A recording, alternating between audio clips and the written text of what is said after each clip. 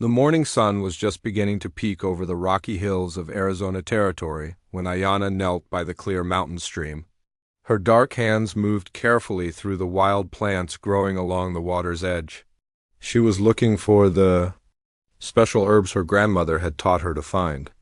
These plants could heal cuts and bring down fevers. Her people, the Apache, had used them for hundreds of years. Ayana was 22 years old and known in her band as one of the best herb gatherers. She could spot healing plants that others would walk right past. Today, she had traveled farther from her camp than usual because the drought had made the nearby plants hard to find. She knew it was risky to be so far from safety, but her people needed medicine. The year was 1878, and times were dangerous for the Apache. White soldiers were everywhere, trying to force native people onto reservations. Many of her friends and family had already been captured or killed, but Ayana was careful and smart. She always listened for the sound of horses and watched for dust clouds that might mean soldiers were coming. As she picked the small green leaves of a pain-killing plant, she heard something that made her freeze. Horse hooves, not just one horse, but many. The sound was getting closer fast. Ayana's heart started beating hard in her chest. She dropped her basket of herbs and looked around quickly for somewhere to hide, but it was too late. 6 soldiers on horseback came around the bend in the stream. They wore the blue uniforms of the U.S. Army, and their leader was a tall man with a thick mustache. Captain James Morrison had been hunting Apache for 3 months, and finding this young woman alone was like finding gold. "Well, well, well, Captain," Morrison said, pulling his horse to a stop. "What do we have here?" Ayana thought about running. She was fast and knew these mountains better than any white man. But the soldiers had spread out around her, and their horses were fresh while she was on foot. She would never make it to the rocks where she could hide. "Please," she said in English, though she tried to sound like she barely knew the language. "I just gather plants. I do nothing wrong." The truth was that Ayana spoke English much better than she let on. Years ago, when she was just a child, a kind missionary had taught her. But she had learned that white people often said more around Indians who they thought couldn't understand them. This knowledge had saved her life more than once. Captain Morrison got down from his horse and walked toward her. "You're coming with us," he said. "You might know something useful about where your people are hiding." "I know nothing," Ayana said, backing toward the stream. The water was cold against her legs as she stepped into it. "That's not for you to decide," Morrison replied. He nodded to his men, and 2 of them rode their horses into the water on either side of her. Ayana knew she had no choice. If she fought, they might hurt her badly or worse. If she went peacefully, she might live long enough to find a way to escape later. She had heard terrible stories about what happened to Apache women who were captured, but she also knew that some had survived and eventually made it home. "I will come," she said quietly, raising her hands to show she would not fight.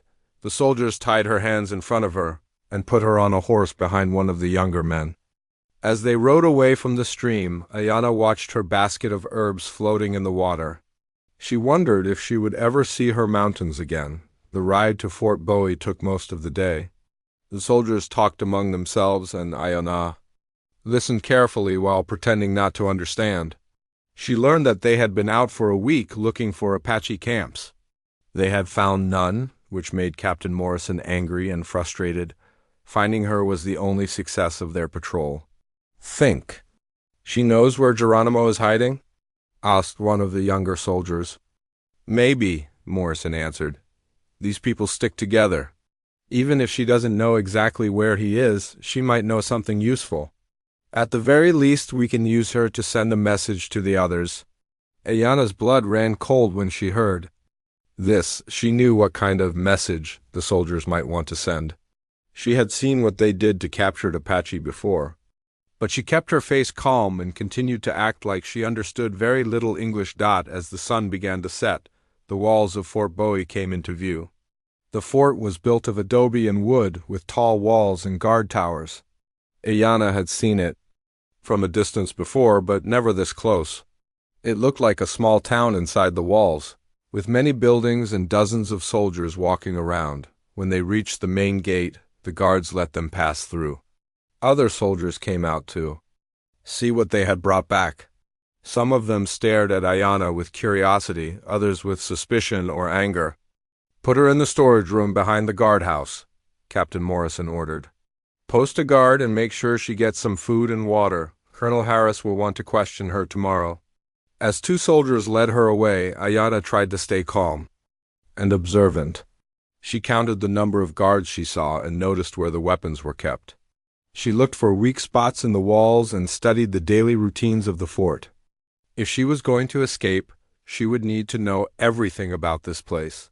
The storage room they put her in was small and dark, with no windows and only one heavy wooden door. There was a pile of old blankets in one corner and a bucket of water in another. It smelled like grain and leather. At least it was better than the jail cells she had heard about at other forts. As night fell and the sounds of the fort grew quiet, Ayanna sat on the blankets and thought about her situation. She was alive, which was good. She was unharmed, which was also good. But she was trapped in the heart of enemy territory, with no way to contact her people. She had heard stories about Apache prisoners being sent to faraway places, where they died of diseases or sadness. She had also heard about women who were given to white men as servants or worse. None of these possibilities gave her hope. But Ayanna was not the type of person to give up easily. Her grandmother had always told her that as long as she was breathing, there was still a chance to find freedom. She would watch, listen, and wait for the right moment. Somewhere in this fort full of enemies, there might be one person who could help her. She just had to find them before it was too late. The next morning came too soon for Ayanna. She had barely slept on the hard floor of the storage room, and her body ached from lying on the thin blankets. The sound of boots outside her door woke her up just as the first light of dawn was creeping. Under the door, "Get up, Apache," a rough voice called from outside. "Colonel wants to see you." The door opened, and two soldiers entered. One was older with gray hair and mean eyes. The other was much younger, maybe only 20 years old, with dark skin that told Ayanna he might have some Indian blood himself. The older soldier grabbed her arm roughly and pulled her to her feet.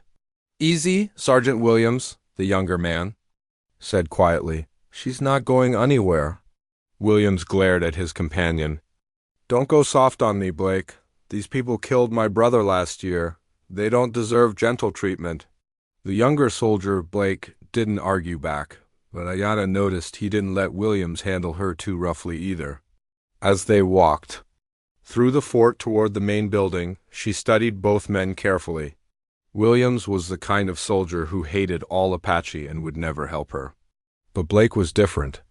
There was something in his eyes that wasn't full of hate. The fort was busy in the early morning. Soldiers were doing their daily tasks, cleaning weapons, feeding horses, and preparing for patrols. Some stopped to stare at Ayanna as she passed. A few made angry comments, but Blake stayed close to her and the others kept their distance. Colonel Harris was waiting in his office, a large room with maps covering the walls and a big wooden desk covered with papers.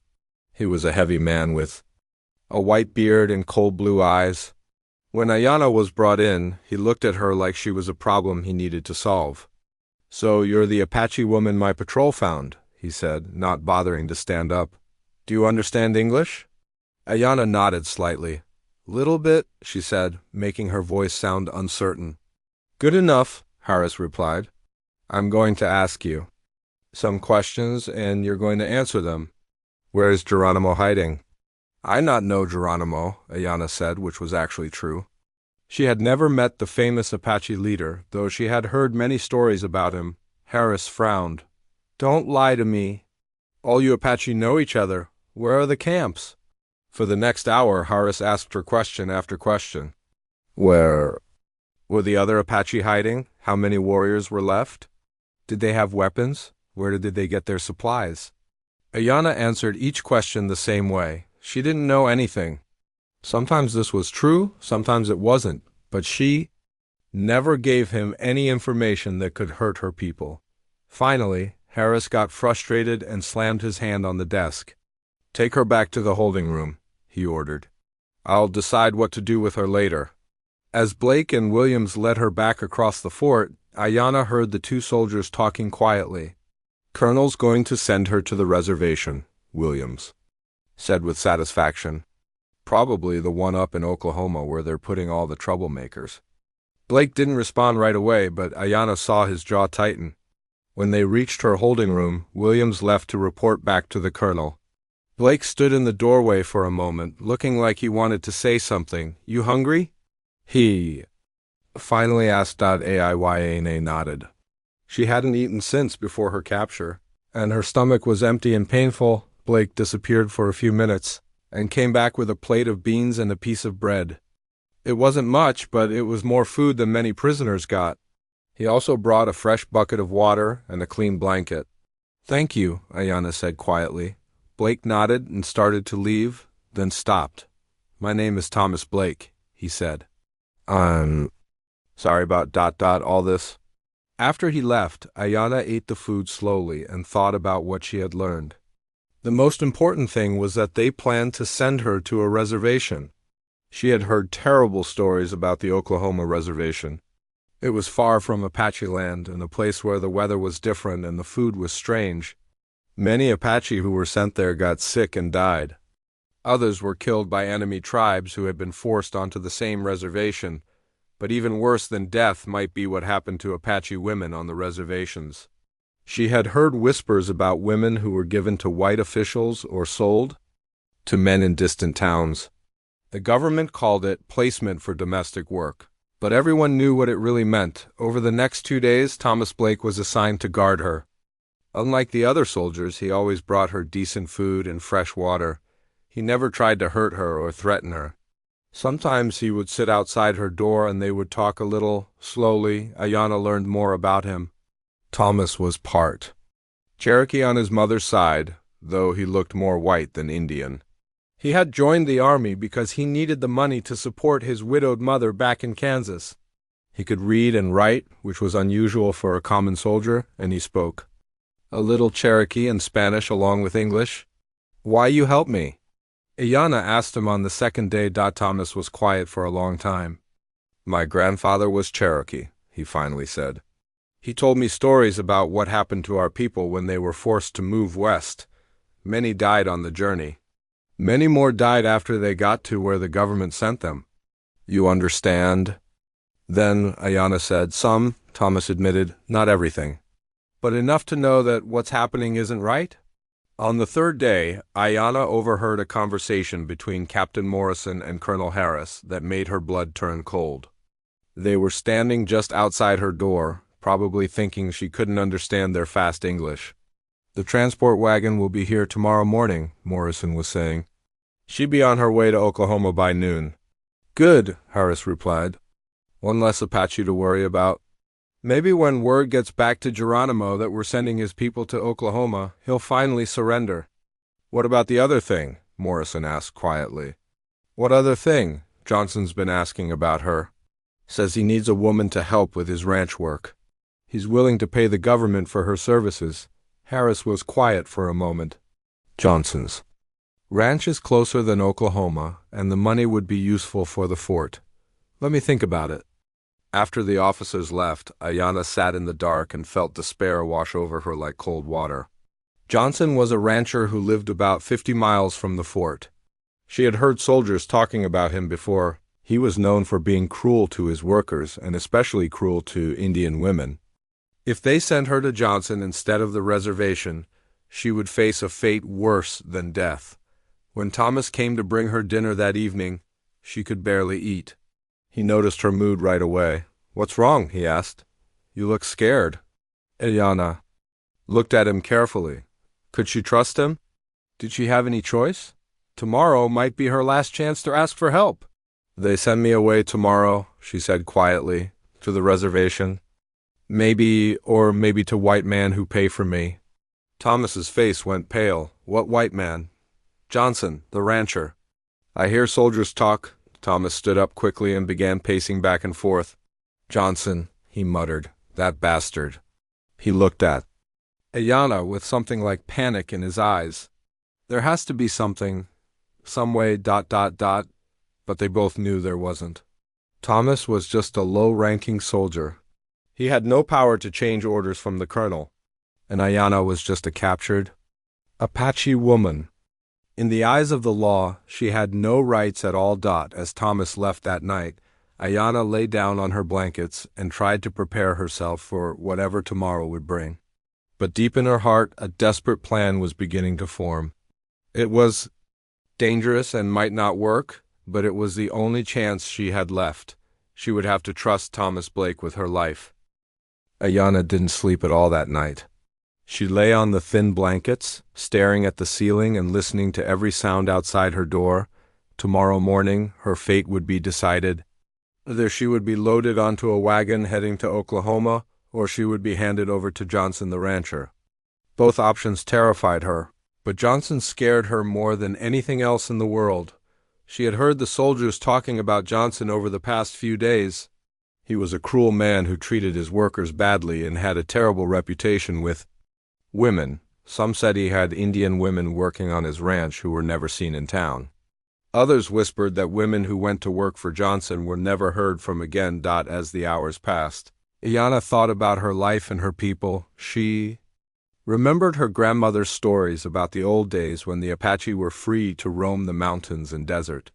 She thought about her younger brother who had been killed by soldiers last year, and her parents who had died from the white man's diseases when she was still a teenager. But mostly, she thought about Thomas Blake, and just 3 days he had shown her more kindness than any white person ever had. She had watched him carefully, and she believed he was a good man caught in a bad situation. He was her only hope now, but what she was planning to ask him would change both their lives forever. When the first light of dawn began to show under her door, Ayanna heard footsteps approaching. Her heart started beating fast. This was it. This was her only chance. The door opened, and Thomas stepped inside with her breakfast. He looked tired, like he hadn't slept much either. His eyes were sad and worried as he set down the plate of food and the cup of water. "Morning," he said quietly. "Thomas," Ayanna said, her voice barely above a whisper. "I need talk to you. Important." He looked around nervously, then stepped further into the room and closed the door most of the way. "What is it?" Ayanna took a deep breath. What she was about to say would sound crazy to him. It might make him angry or scared. But it was her only chance to avoid a terrible fate. "You know what happened to me today?" she asked. Thomas nodded grimly. "The transport comes at 10 o'clock. I'm sorry, Ayanna. I tried to think of something, but there's nothing I can do. I'm just a scout. I have no power here." "There is one way," Ayanna said, looking directly into his eyes. "You can marry me." Thomas stared at her like she had just spoken in a foreign language. "What? Marry me?" Ayanna repeated, her voice getting stronger.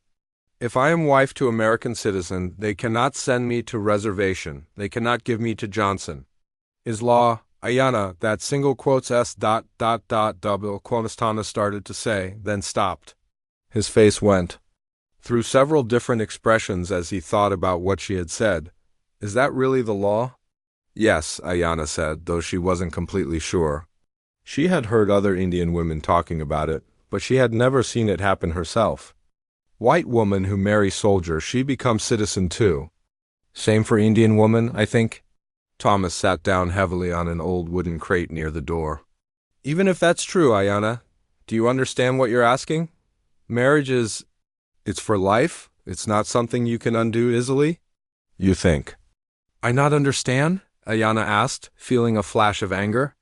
"You think I make this choice easy? I understand very well. I choose marriage to good man over slavery to bad man. I choose life with you over death in Oklahoma. But we barely know each other," Thomas said weakly.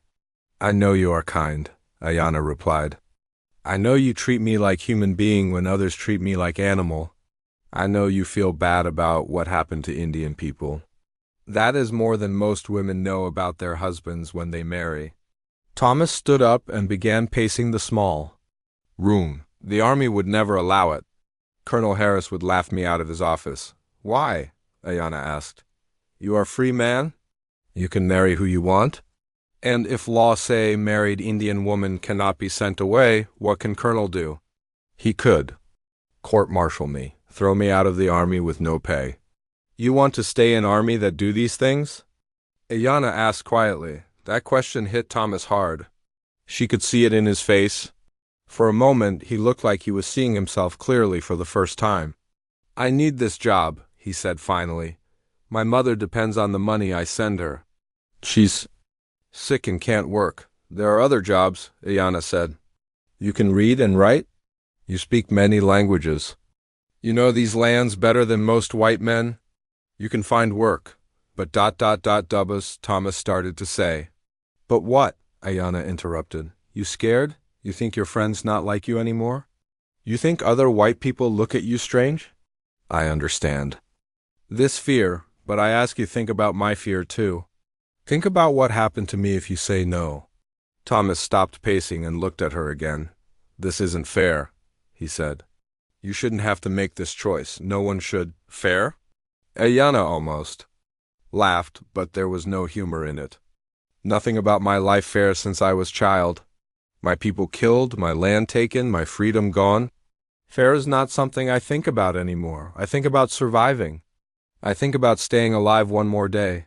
And you think marrying me would help you survive? I think marrying you only chance I have, Ayanna said honestly. You are a good man, Thomas Blake. I see this in how you treat me. If I must be married to white man to live, I choose you. Thomas was quiet for a long time.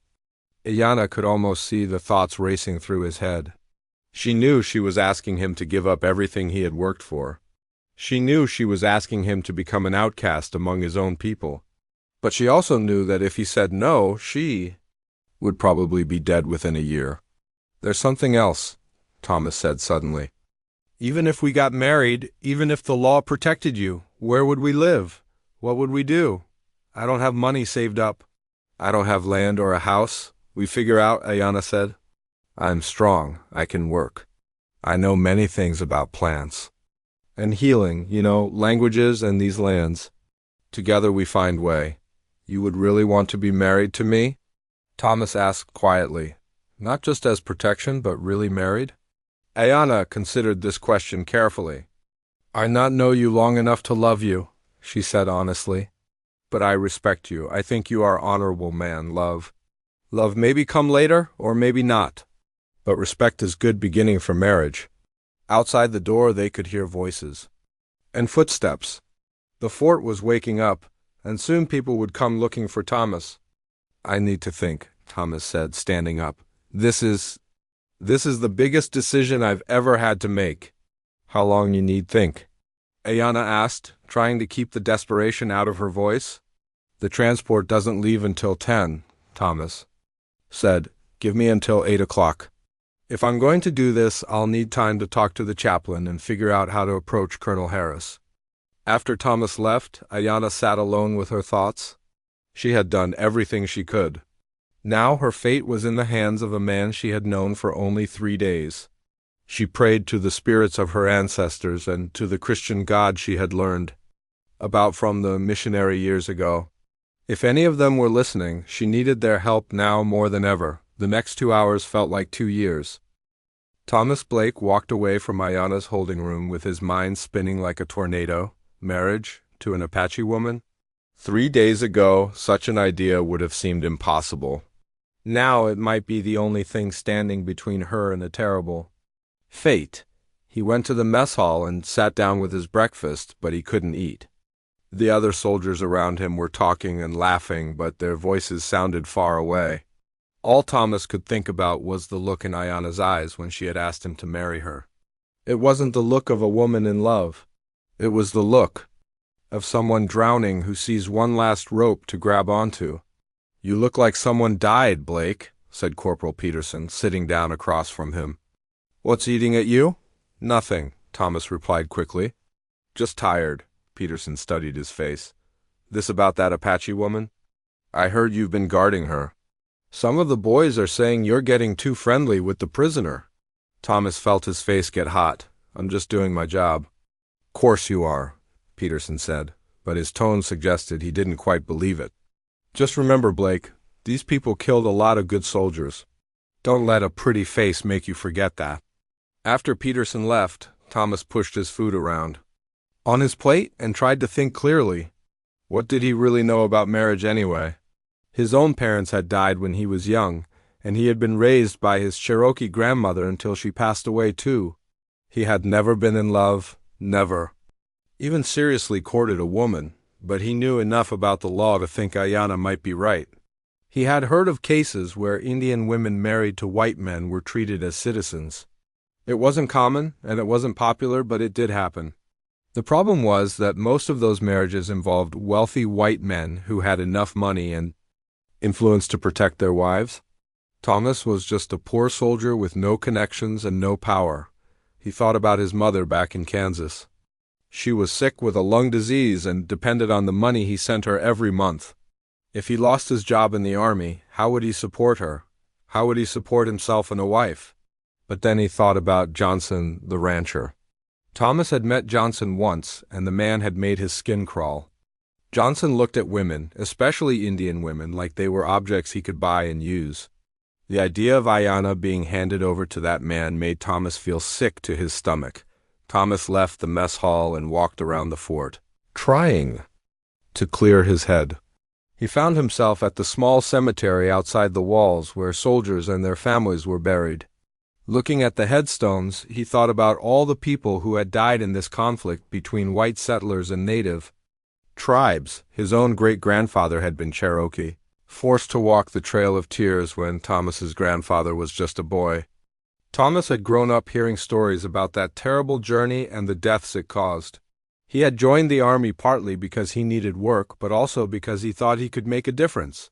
Maybe he could help make peace between the different peoples. Instead, he had spent the last 2 years helping to hunt down and capture Apache families. He told himself it was necessary that the Apache raids on white settlements had to stop. But deep down, he knew that most of the Apache were just trying to protect their homes and families, same as anyone would do. Now he had a chance to actually help someone instead of just following orders that hurt people. But it would cost him everything he had worked for. Thomas walked back into the fort and found Chaplain Williams in the small chapel. The chaplain was an older man with kind eyes who had always treated Thomas fairly, even knowing about his Cherokee blood. "Good morning, Thomas," the chaplain said. "You look troubled. What's on your mind?" Thomas sat down in one of the wooden pews. "Chaplain, can I ask you something in confidence?" "Of course, son. Is it legal for a soldier to marry an Indian woman?" Chaplain Williams raised his eyebrows. "That's an unusual question. Is this about the Apache prisoner?" Thomas nodded, feeling his face turn red. The chaplain was quiet for a moment. "Legally, yes, it's possible. The territorial laws don't forbid marriages between whites and Indians. But practically speaking, it would be very difficult. The army might not approve, and society certainly wouldn't welcome such a union. But if they were married, would the woman be protected from being sent to a reservation?" "Possibly," the chaplain said slowly. "A married woman would technically be under her husband's protection rather than government custody." "Thomas, are you seriously considering this?" "I don't know," Thomas admitted. "Maybe she's a good person, Chaplain. She doesn't deserve what's going to happen to her." Chaplain Williams leaned forward. "Son, marriage is a sacred commitment. It's not something you do just to help someone, even someone who deserves help. It's a promise to share your whole life with another person." "I know that," Thomas said. "But what if sharing my life with her is better than letting her die alone? In Oklahoma? What if helping her is the right thing to do, even if it's hard?" The chaplain studied Thomas's face for a long time. "You've thought about this seriously?" "All night," Thomas replied. "And you believe this woman would make a good wife? Not just that you want to help her, but that you could build a real life together." Thomas thought about his conversations with Ayanna over the past 3 days. She was smart and brave. She spoke multiple languages and knew things about healing and survival that could be useful anywhere they went. She had been honest with him about her motivations, and she had treated him with respect even though he was part of the army that had captured her. "I think so," he said finally. "I think we could make it work." Chaplain Williams nodded slowly. If you decide to do this, you'll need to speak to Colonel Harris immediately. A transport wagon will be here soon. Thomas stood up. If I asked you to perform the ceremony, would you do it? If both parties consent freely and you have the colonel's permission, yes. I've married soldiers to Mexican women and even one soldier to a Navajo woman. Love and commitment can cross any boundary. Thomas left the chapel with his heart pounding. He still hadn't made his final decision, but he was running out of time. He walked quickly to the administrative building where Colonel Harris had his office. Outside the colonel's door, Thomas paused and took a deep breath. Once he walked through that door and made his request, there would be no going back. His life would change forever, one way or another. He thought about his grandmother, who had always told him to follow his heart and do what was right, even when it was difficult. He thought about his mother, who had raised him to treat all people with dignity. He thought about Ayanna, waiting in that small room for an answer that would determine whether she lived or died. Thomas knocked on the door. "Come in," Colonel Harris called. Thomas stepped inside and saluted. "Sir, I need to speak with you about the Apache prisoner." Colonel Harris looked up from his paperwork with an annoyed expression. "What about her?" "The transport will be here in less than 2 hours. Sir, I would like to request permission to marry her." The colonel's face went through several expressions: surprise, confusion, and then anger. "You would like to what?" "Marry her, sir. As a U.S. citizen, I have the right to marry whom I choose. And as a married woman, she would be under my protection, rather than government custody." Colonel Harris stood up slowly, his face turning red. "Blake, have you completely lost your mind?" Thomas stood at attention and kept his voice steady. "No, sir, I've thought about this carefully. It would solve the problem of what to do with the prisoner, and it would be within territorial law." "Blake, you're talking about throwing away your career for a savage woman you've known for 3 days. With respect, sir, she's not savage. She's intelligent and speaks 3 languages. And my career isn't worth more than her life." Colonel Harris stared at him for a long moment. "Blake, I could have you court-martialed for this. Consorting with the enemy, conduct unbecoming a soldier... Sir, I haven't done anything wrong. Simply requesting permission to marry a woman who is currently in federal custody." The colonel sat back down and rubbed his forehead. "This is the most ridiculous thing I've heard in 20 years of military service." Thomas waited, his heart beating so hard he was sure the colonel could hear it. Finally, Harris looked up. "If I allow this insanity, you understand you'll be discharged immediately? You'll receive no benefits, no pension, nothing." "I understand, sir." "And you understand that you'll be responsible for her behavior?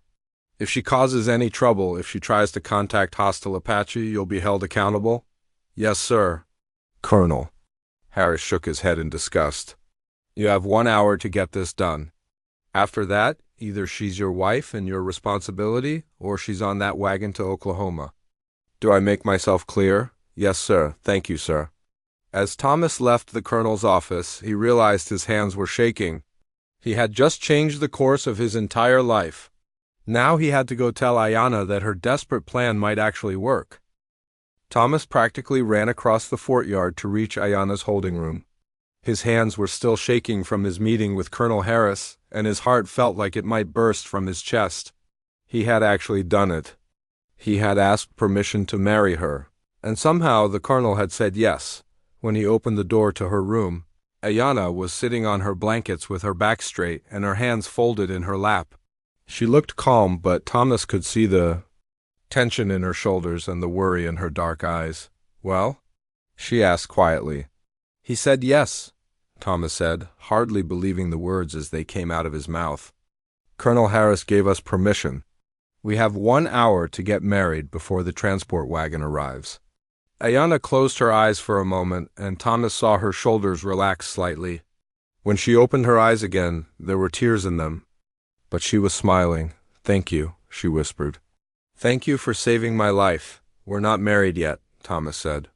"There's still time to change your mind if you want to. I won't blame you if you decide this is too crazy." Ayanna stood up and looked at him directly. "You change your mind?" "No, Thomas said without hesitation. I'm scared, but I'm not changing my mind. This feels like the right thing to do. Then we do it, Ayana said firmly. We get married now, Thomas nodded. I need to get you some different clothes. You can't get married in. He gestured at her torn dress and blanket. Clothes not matter, Ayana said. What matters is the promise we make. They matter to the white people who will be watching, Thomas replied. Wait here, I'll be right back. Thomas hurried to the post-trader's store and explained his situation to the shocked shopkeeper. For an outrageous price, he bought a simple blue dress and a white shawl that would be suitable for a wedding. He also bought a small bouquet of wildflowers that someone had brought in from the desert. When he returned to Ayana's room, she was braiding her long black hair. She looked at the dress and flowers with surprise. You didn't have to spend money, she said. Every bride deserves a wedding dress, Thomas replied, then felt embarrassed by his own words. This wasn't a normal wedding, and Ayana wasn't a normal bride. She was a prisoner who was marrying him to save her life, but when Ayana smiled at him, it was the first real smile he had seen from her since her capture. Thank you, she said. That is very kind. Thomas waited outside while Ayana changed into the dress. When she emerged, he was struck by how different she looked. The blue dress fit her well, and with her hair braided and the white shawl around her shoulders, she looked like any other young woman preparing for her wedding day. You look beautiful, Thomas said, and meant it. You look scared, Ayana observed. Thomas laughed nervously.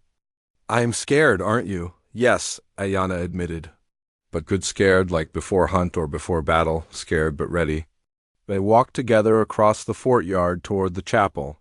Thomas noticed that some soldiers stopped their work to stare. At them, word was already spreading about what was happening. He heard whispers and saw pointing fingers, but he kept walking. Chaplain Williams was waiting for them in the chapel with the post's legal officer, Lieutenant Anderson, who would serve as a witness. The chapel was small and simple, with wooden benches and a plain wooden cross on the wall. Sunlight streamed through the single window, creating patterns on the floor. Are you both ready? Chaplain Williams asked gently. Thomas looked at Ayana, who nodded. We're ready, he said. The ceremony was short and simple. Chaplain Williams read from his prayer book about marriage being a sacred union between two people who promised to support each other through all the challenges of life.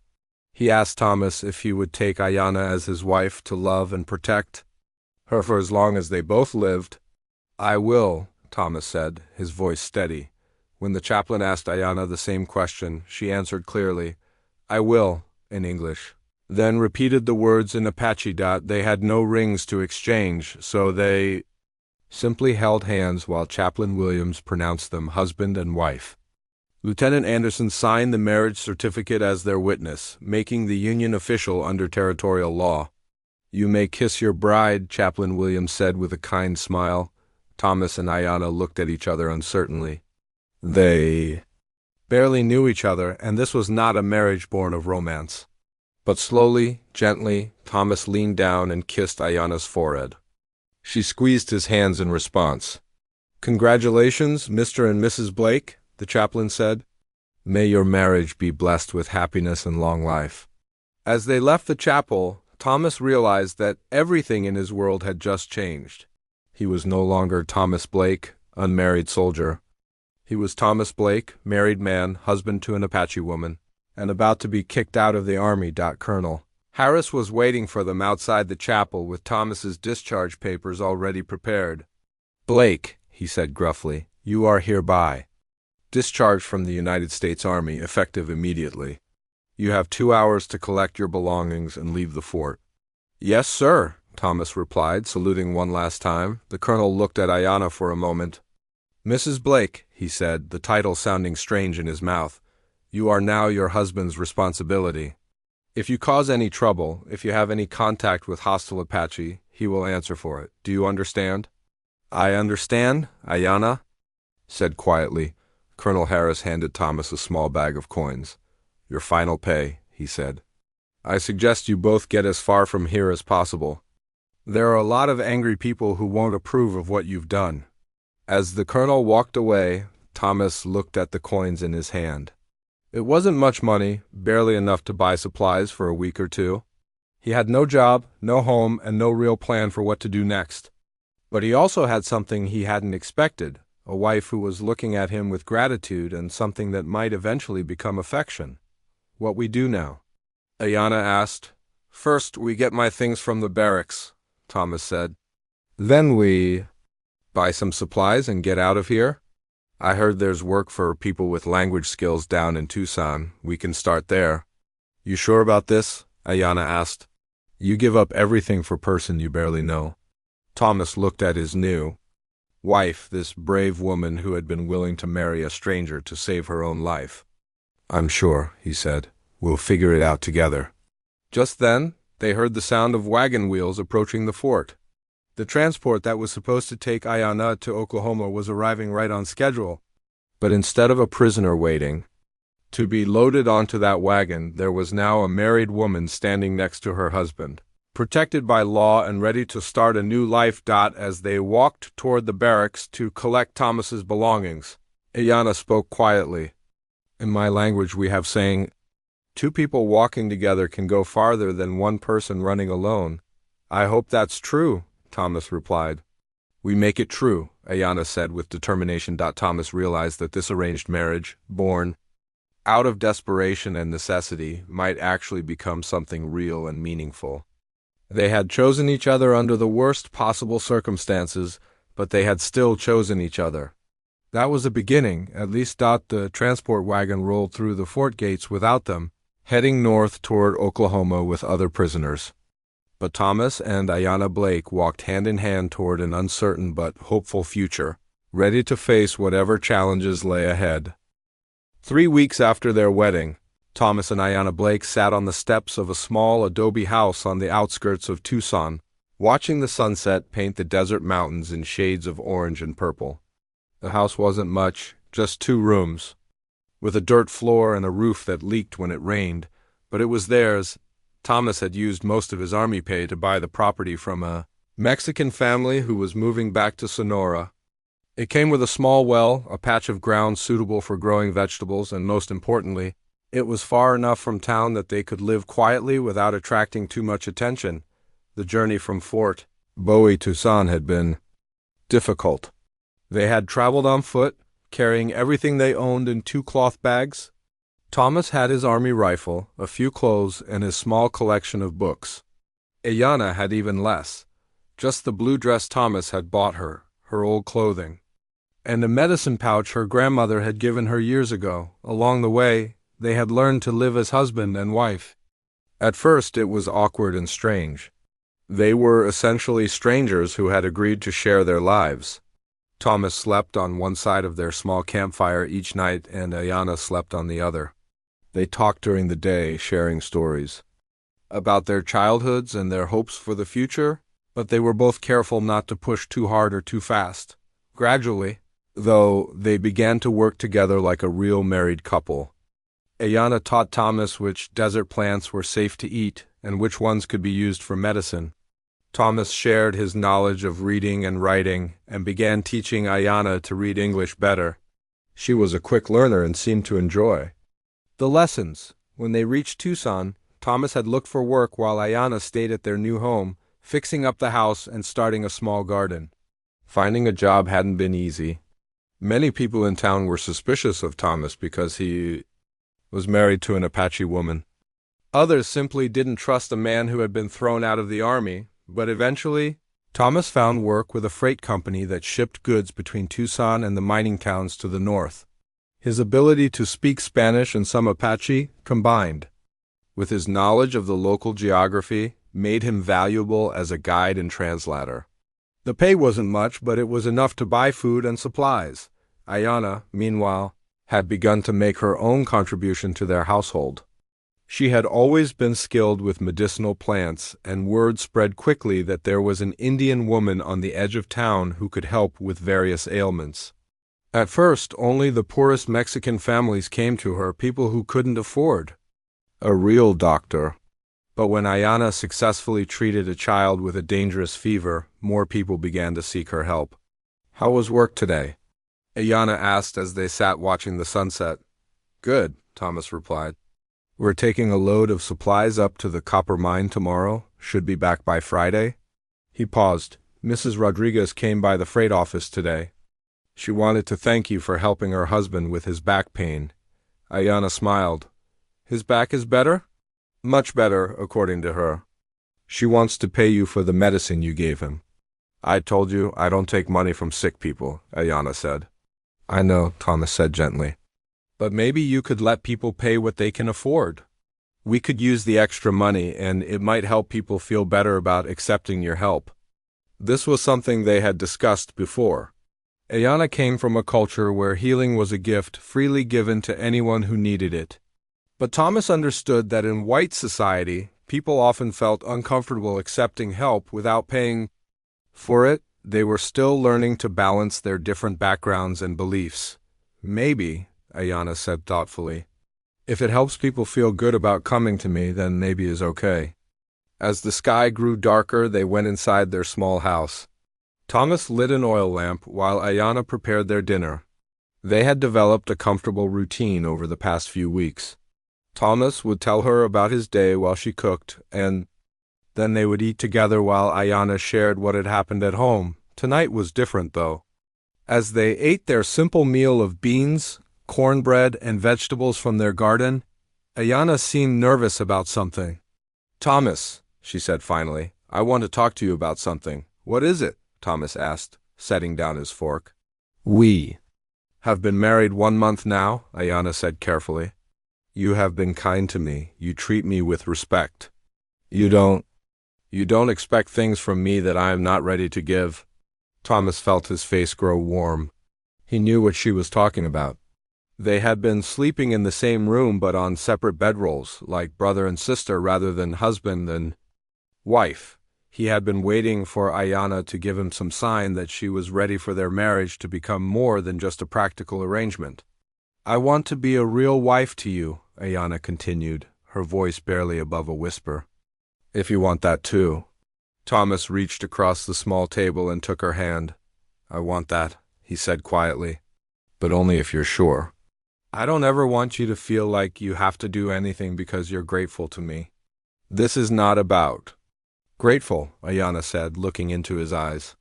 This is about about caring. I care about you, Thomas. You are a good man. You make me feel safe. Maybe that is not love yet, but it is beginning of love.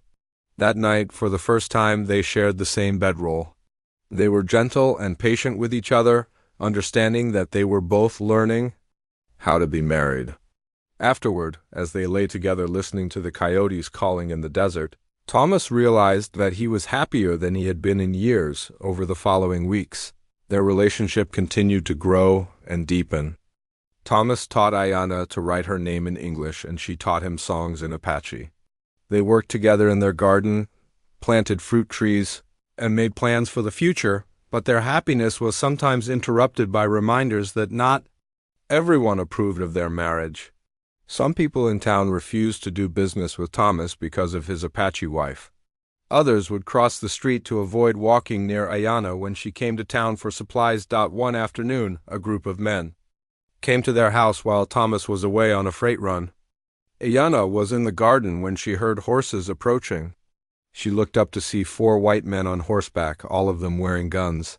You the Apache woman married to that half-breed Blake? The leader asked roughly. Ayana straightened up and faced them calmly. I am Mrs. Blake. Can I help you? Yeah, you can help us, the man said with an ugly smile. You can pack up your things and get out of our town? We don't want your kind here. This is my home, Ayana said quietly. My husband and I live here legally. Legal or not, you're not wanted, another man said. Bad enough we have to deal with Apache raids without having one of them living right here among us. I have never raided anyone, Ayana said. I help sick people. I make garden. I hurt no one. Don't matter, the leader said. You're Apache, and that's enough. We're giving you one warning. Be gone by the end of the week, or we'll burn this place down with you in it. After the men rode away, Ayana sat down heavily on her garden stool. She had known this might happen eventually, but it still hurt. Just when she was beginning to feel like she might have a real home, people wanted to drive her away again. When Thomas returned that evening, Ayanna told him what had happened. His face grew dark with anger. "They threatened to burn our house?" he asked. Double quotes. "Yes, they want us gone by end of week." Thomas stood up and began pacing around their small room. "We can't let them frighten us away. This is our home. We have every right to be here." "Maybe we should go," Ayanna said quietly. "Maybe find new place, farther away." "No," Thomas said firmly. "I'm tired of running. I'm tired of letting other people decide where we can live and how we can live. We're going to stay and we're going to make this work." "How?" Ayanna asked. "They have guns. They have friends. We have nothing." "We have each other," Thomas said, sitting down beside her. "And we have more friends than you might think. Mrs. Rodriguez likes you. So does Father Martinez at the church. And Miguel from the freight company thinks you're a saint for curing his daughter's cough. That not enough people to protect us from angry men?" "Maybe not," Thomas admitted. "But I think there are more good people in this town than bad ones. They just need to see who you really are." That weekend, Thomas had an idea. He suggested that Ayanna set up a small table in the town square where she could offer her healing services to anyone who needed them. It would be public and visible, showing everyone that she was trying to help the community rather than harm it. "What if those men come?" Ayanna asked. "Then we'll deal with them," Thomas said. "But I think if enough people see what you can do, if they understand that you're here to help, things might change." On Saturday morning, Thomas and Ayanna set up a small table in the square with some of her medicinal preparations and a sign that read, "Herbal remedies, free for those in need." They waited nervously to see who would come. The first customer was an elderly Mexican woman with painful arthritis. Ayanna gave her a tea made from desert willow bark and showed her some gentle exercises that might help. The woman left smiling and telling everyone she met about the kind Indian woman who had helped her. By afternoon, there was a small but steady stream of people coming to Ayanna's table. 6 months had passed since Thomas and Ayanna Blake had settled in Tucson, and their life had found a comfortable rhythm. Thomas's work with the freight company was steady, and Ayanna's reputation as a healer was growing throughout the community. They had even managed to save enough money to buy a horse and a small wagon, which made Thomas's trips easier and allowed Ayanna to travel to help people in the surrounding area. Then, on a hot morning in late summer, everything changed. Thomas was loading supplies for a trip to the mining town of Bisbee when Miguel Santos, his partner at the freight company, came running up with a newspaper in his hand. His face was pale and worried. "Thomas, you need to see this," Miguel said. Breathing hard from his run, the headline made Thomas's blood run cold. "Apache raiders strike again. 3 ranches burned. 5 dead." The article described how a band of Apache warriors had attacked ranches north of Tucson, killing settlers and stealing horses and cattle. The attacks had happened just 2 days ago, and the whole territory was in an uproar. "This is bad, my friend," Miguel said quietly. "Very bad for you and your wife." Thomas knew Miguel was right. Every time there was an Apache raid, suspicion fell on any native people living in the area. It didn't matter that Ayanna had been living peacefully in Tucson for months, helping sick people and causing no trouble. To some white settlers, all Apache were the same. Thomas hurried home to warn Ayanna. He found her in their garden picking vegetables for the evening meal. She looked up when she heard him approaching, and her smile faded when she saw his expression. "What is wrong?" she asked. Thomas showed her the newspaper. Ayanna read slowly, her face growing more worried with each word. When she finished, she sat down heavily on an old wooden crate they used for garden work. "How bad will this be for us?" she asked quietly. "I don't know," Thomas admitted. "Maybe nothing will happen. Maybe people will remember that you've been helping their families and realize you had nothing to do with this." But even as he said the words, Thomas didn't believe them. He could already see the signs of trouble. As they walked through town that afternoon to buy supplies, people stared at them with suspicion and anger. Some crossed the street to avoid. Walking near them, Mrs. Patterson, who had always been friendly when Ayanna helped her with her rheumatism, now looked away and pretended not to see them. That evening, Father Martinez came to their house with disturbing news. The priest was one of the few people in town who had consistently supported their marriage and Ayana's work as a healer. "I'm afraid there's going to be trouble," he said without his usual gentle smile. "Some of the men in town are saying that Ayana must have been in contact with the raiders. They think she's been passing information about where to attack." "That's ridiculous," Thomas said angrily. "She's been here with me the whole time.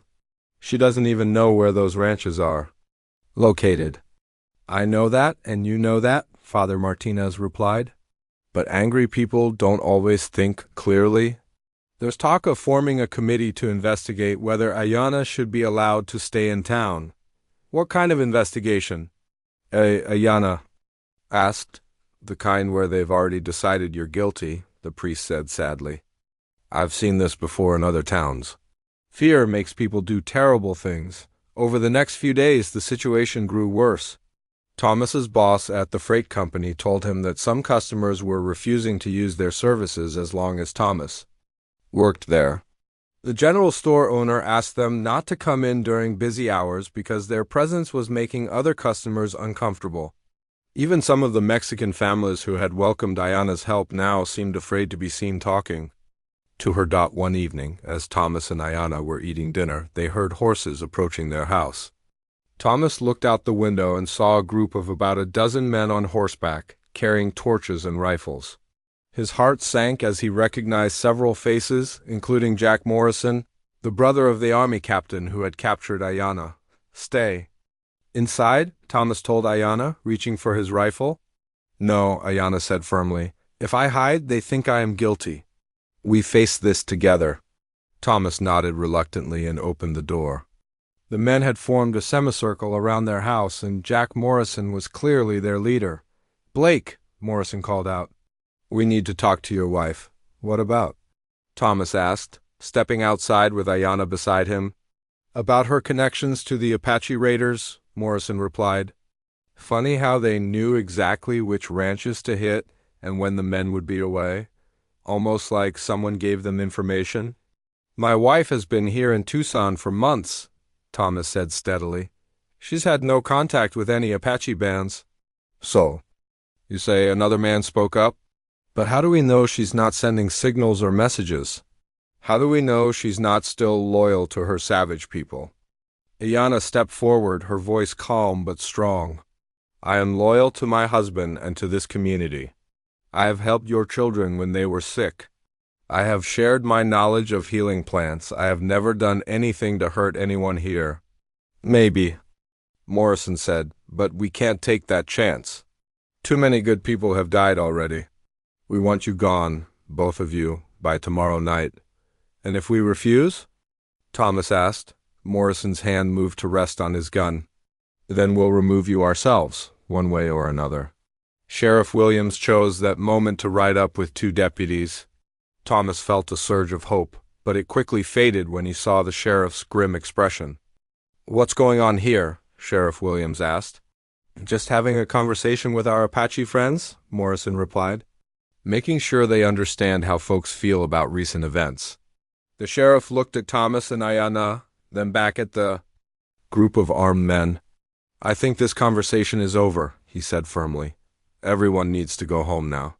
"Sheriff," Morrison protested, "you can't protect them forever. If she's working with the raiders, then I'll handle it through proper legal channels," Sheriff Williams interrupted. "Not through vigilante justice. Now clear out, all of you." Reluctantly, the men began to disperse, but Morrison paused to deliver one final threat. "Blake, your wife is a danger to this community. If anything else happens, if there's even one more raid, we're holding you both responsible." After the men left, Sheriff Williams came over to talk to Thomas and Ayana privately. "I can't protect you much longer," he said quietly. "Those men represent a lot of the feelings in this town. If there's another raid, I might not be able to stop them from taking matters into their own hands." "What do you suggest?" Thomas asked. "Leave town for a while. Let things cool down, maybe go to Phoenix or even California. Come back when people have forgotten about this." "This is our home," Ayana said quietly. We build life here. We have friends here. I know, the sheriff said kindly. But sometimes the smart thing to do is live to fight another day. That night, Thomas and Ayanna lay awake talking about their options. They could run again, start over somewhere else, and hope to find a place where people would accept them. Or they could stay and try to prove Ayanna's innocence, risking their lives in the process. What do you want to do? Thomas asked. I am tired of running, Ayanna said. But I am also tired of being blamed for things I not do. Maybe Sheriff is right. Maybe we should go away for a while. And the next morning brought news that made their decision for them. Another Apache raid had occurred during the night this time. Closer to Tucson, 2 more settlers were dead, and the entire town was in a panic. Within hours, an angry mob had formed in the town square. Someone had seen the smoke from the latest raid and decided that this proved Ayanna was involved. Word spread quickly that the vigilantes were planning to come for them that evening, and this time they might not be interested in just running them out of town. Father Martinez came to warn them one last time. You must leave today, he said. Urgently, I've heard them talking. They're coming with rope tonight. Thomas quickly hitched their horse to the wagon while Ayanna gathered their most important possessions. They couldn't take much, just clothes, tools, her medical supplies, and Thomas's books. Everything else they had worked for would have to be left behind. As they prepared to leave, Ayanna walked through their small house one last time. She touched the walls they had repaired together, looked at the garden where she had grown healing plants, and remembered all the quiet evenings they had spent planning their future. I'm sorry, Thomas said, seeing the sadness in her eyes. I'm sorry we have to give up our home.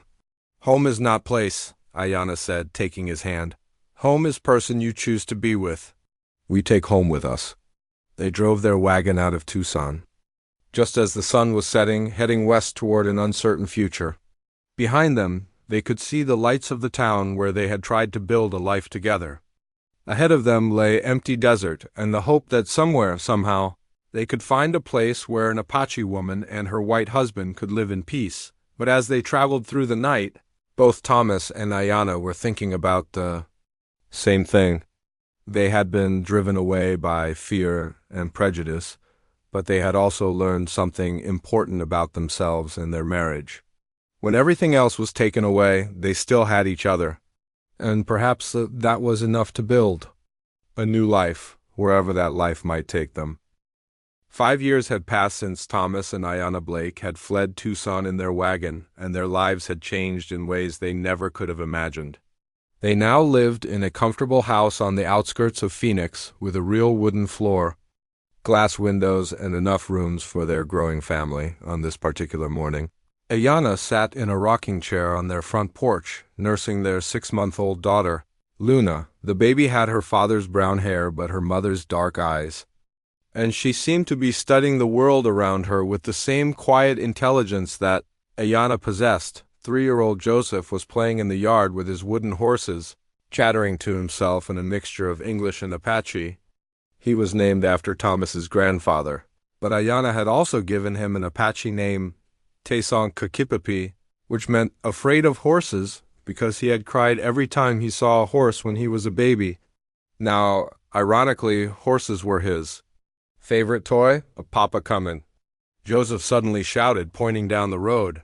Ayanna looked up to see Thomas riding toward home on his brown mare, Stella.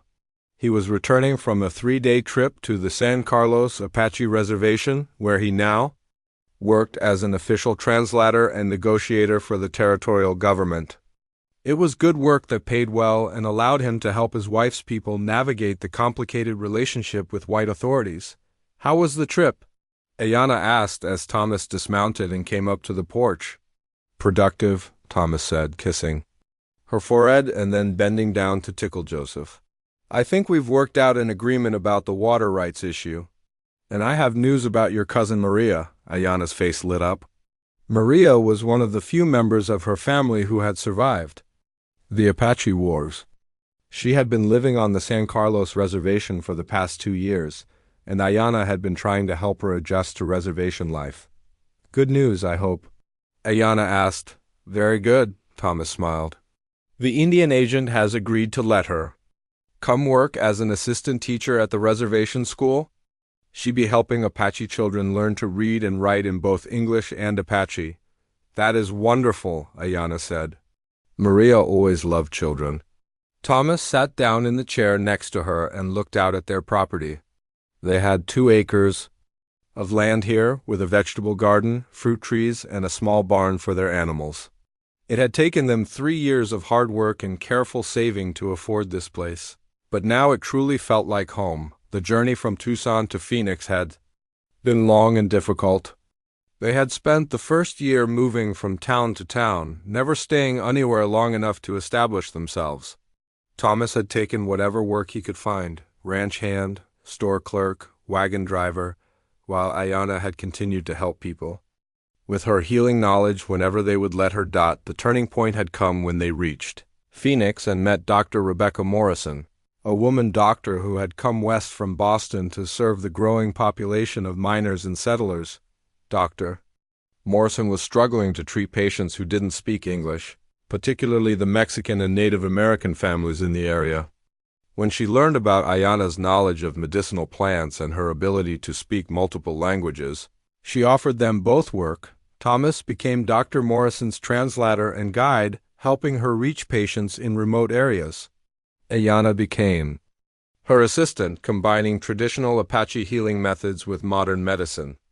It was unusual for a white doctor to work so closely with an Indian healer, but Dr. Morrison was a practical woman who cared more about helping people than following social conventions. Word of their success spread throughout the territory, and eventually reached the ears of government officials who were struggling to maintain peace with the various Apache bands. They needed people who could bridge the gap between white and Apache cultures, and Thomas and Ayana were perfect for the job. "There's something else," Thomas said, reaching into his coat pocket. "I got a letter from Sheriff Williams in Tucson." Ayana looked surprised. They had heard very little from their old home since leaving 5 years ago. Thomas unfolded the letter and began to read. He says that Jack Morrison and several of his friends were arrested last month for stealing cattle from Mexican ranchers. Apparently, they've been blaming Apache raiders for their own crimes for years. "The raids we were blamed for?" Ayana asked. "Some of them, yes. It turns out Morrison's group was responsible for at least 3 of the attacks that people thought were done by Apache. They would steal cattle and horses, then burn buildings to make it look like an Indian raid." Ayana shook her head in amazement. So many people died because of their lies. "The sheriff also says that Father Martinez asked him to write to us. The priest wants us to know that many people in Tucson now understand they were wrong about you. He says we would be welcome to visit any time." Ayana considered this news while Luna finished nursing and fell asleep in her arms. It was satisfying to know that their names had been cleared, but the pain of being driven from their first home still lingered. "Do you want to go back?" Thomas asked. "No," Ayana said without hesitation. "Tucson was where we learned to be married. But this is where we learn to be family." Thomas nodded, understanding exactly what she meant. Their life in Phoenix had given them something that had been impossible in Tucson: the chance to simply be themselves without constantly fighting for acceptance. Their reputation as healers and mediators had opened doors throughout the territory. Anna now served as an official consultant to the territorial government on matters relating to Apache customs and medicine. She had even been asked to write down some of her knowledge in a book that could be used to train other healers. Thomas had found his calling as a bridge between cultures. His work on the reservations was challenging and sometimes heartbreaking, but he felt like he was making a real difference. He helped Apache families understand new laws and regulations, and he helped government officials understand Apache perspectives and needs. "Papa, look!" Joseph called from the yard where he had built an elaborate fort out of sticks and stones. "I made reservation." Thomas and Ayana exchanged glances. Their son had heard enough conversations about reservation life to incorporate it into his play, even though he was too young to understand the full meaning. "That's very nice, son," Thomas said. "Are the people in your reservation happy?" Joseph thought about this seriously. "Yes, because they have horses and good food and teachers like Cousin Maria."